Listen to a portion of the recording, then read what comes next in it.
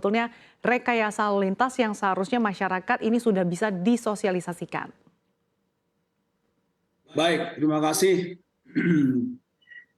Dinas Perhubungan Provinsi DKI Jakarta sudah mempersiapkan skema manajemen rekayasa lalu lintas yang akan digunakan dalam mendukung KTT ASEAN ke-43. Nah, dengan diterapkannya rekayasa lalin di 29 ruas jalan pada saat pelaksanaan KTT ASEAN. Nah, dengan pelaksanaan rekayasa lalin akan dilakukan buka tutup walaupun secara situasional, di mana pada saat nanti delegasi melintas disitulah dilakukan buka tutup rekayasa lalin yang akan dilakukan. Jadi melihat nanti situasi di saat jam-jam berapa para delegasi itu melintas di kawasan yang dilakukan rekayasa lalin di 29 ruas jalan. Nanti kita melihat kalau memang dia akan mau berangkat, kita akan lihat apa setengah jam atau 1 jam sebelumnya kita akan lakukan buka tutup, dan sudah melintas kita lakukan buka. Sehingga tidak akan mengganggu arus lalu lintas yang akan melintas di jalan ruas jalan yang akan ditentukan. Di samping itu juga akan dilakukan khusus untuk tanggal 6, Gala Dinner akan dilakukan penutupan mulai pukul 18 sampai dengan 22. Itu akan dilakukan di segmen Jalan Sendar Sudirman, 2 arah sampai dengan segmen Simpang Susun Semanggi. Itu kita lakukan pada saat pelaksanaan Gala Dinner. Itu Mbak Anti Salim. Dengan implementasi yang kita bisa katakan sudah diberlakukan juga WFH, apakah nanti Anda melihat ini akan juga mudah terkait dengan rekayasa lalu lintas? Karena sebetulnya WFH ini tidak hanya diberikan kepada seluruh pegawai, namun hanya pada ASN saja.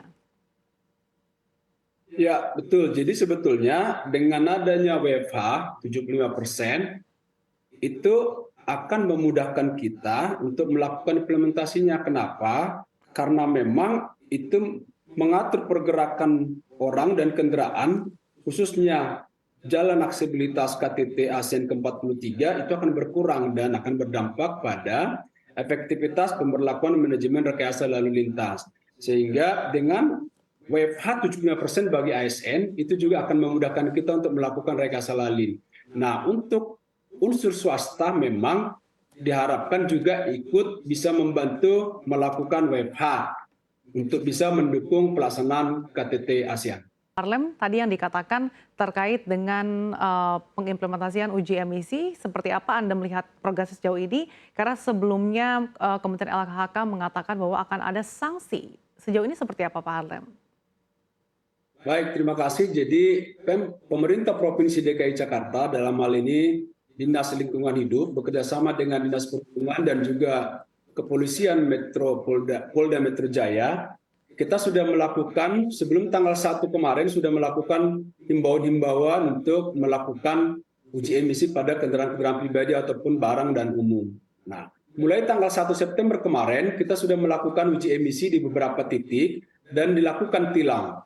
Nah, dari hasil yang kita lakukan selama uji emisi itu, kita sudah mendapatkan hasil 248 kendaraan roda 4 dan 223 kendaraan roda 2 yang kita berhentikan dan kita lakukan pemeriksaan. Nah, dari hasil yang dilakukan pemeriksaan itu, ada 215 kendaraan roda 4 yang lulus uji dan 33 kendaraan roda 4 tidak lulus uji emisi. Nah, untuk kendaraan roda 2, ada 190 kendaraan roda 2 lulus uji emisi dan 33 kendaraan roda 2 tidak lulus uji. Jadi artinya apa? Kita sudah melakukan kegiatan-kegiatan untuk melakukan uji emisi dan ini akan berlanjut terus sampai dengan tanggal 30 September 2023. Yang kita harapkan semua pemilik kendaraan pribadi roda 4, roda 2 bisa melakukan uji emisi secara baik. Minimal dia pemeliharaan, pemeriksaan kondisi kendaraannya bisa dilakukan secara rutin. Demikian. Oke,